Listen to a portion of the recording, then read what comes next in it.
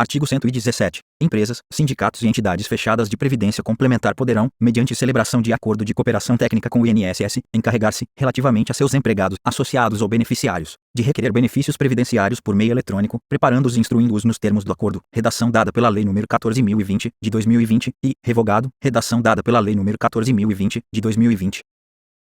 2. Revogado, redação dada pela Lei nº 14.020, de 2020. 3. Revogado, redação dada pela Lei nº 14.020, de 2020. Parágrafo único. Revogado, redação dada pela Lei nº 14.020, de 2020. Artigo 117-A. Empresas, sindicatos e entidades fechadas de previdência complementar poderão realizar o pagamento integral dos benefícios previdenciários devidos a seus beneficiários, mediante celebração de contrato com o INSS, dispensada a licitação, incluído pela Lei nº 14.020, de 2020. Parágrafo 1º. Os contratos referidos no caput deste artigo deverão prever as mesmas obrigações, condições e valores devidos pelas instituições financeiras responsáveis pelo pagamento dos benefícios pelo INSS, incluído pela Lei nº 14.020, de 2020. Parágrafo 2º. As obrigações, condições e valores referidos no parágrafo 1º deste artigo serão definidos em ato próprio do INSS, incluído pela Lei nº 14.020, de 2020.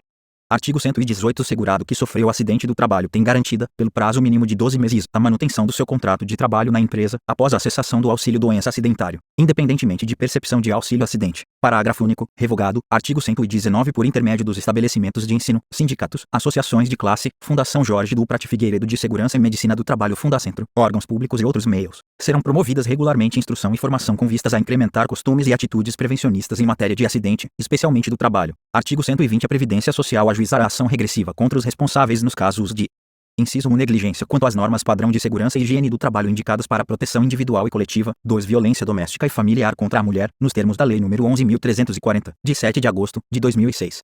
Artigo 121. O pagamento de prestações pela Previdência Social em decorrência dos casos previstos nos incisos 1 e 2 do caput do artigo 120 desta lei não exclui a responsabilidade civil da empresa, no caso do inciso 1 ou do responsável pela violência doméstica e familiar, no caso do inciso 2. Artigo 122. Revogado. Parágrafo único. Revogado.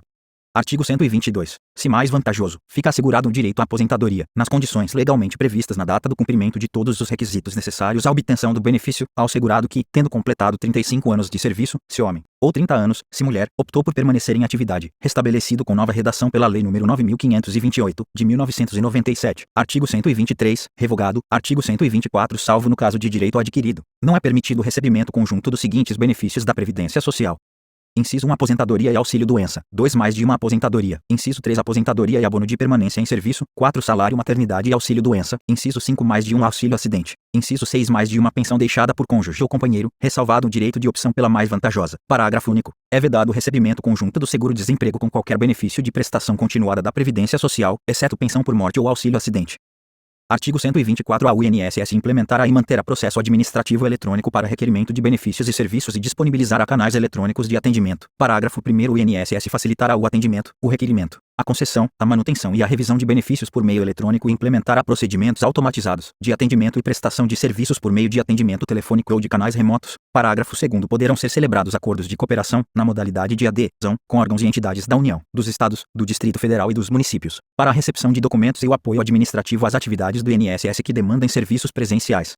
Parágrafo 3º. A implementação de serviços eletrônicos preverá mecanismos de controle preventivos de fraude e de identificação segura do cidadão. Parágrafo 4º. As ligações telefônicas realizadas de telefone fixo ou móvel que visem a solicitação dos serviços referidos no parágrafo 1º deste artigo deverão ser gratuitas e serão consideradas de utilidade pública, incluído pela Lei nº 14.199, de 2021, artigo 124b. O INSS, para o exercício de suas competências, observado o disposto nos incisos 11 e 12 do artigo 5º da Constituição Federal e na Lei nº 13.709, de 14 de agosto, de 2018, terá acesso aos dados necessários para a análise, a concessão, a revisão e a manutenção de benefícios por ele administrados, em especial aos dados e, vetado, 2 dos registros e dos prontuários eletrônicos do Sistema Único de Saúde, SUS, administrados pelo Ministério da Saúde, inciso 3 dos documentos médicos mantidos por entidades públicas e privadas, sendo necessária, no caso destas últimas, a celebração de convênio para garantir o acesso e 4 de movimentação das contas do Fundo de Garantia por Tempo de Serviço, FGTS, instituído pela Lei nº 5.107, de 13 de setembro de 1966, mantidas pela Caixa Econômica Federal. Parágrafo 1º. Para fins do cumprimento do disposto no caput deste artigo, serão preservados a integridade e o sigilo dos dados acessados pelo INSS, eventualmente existentes,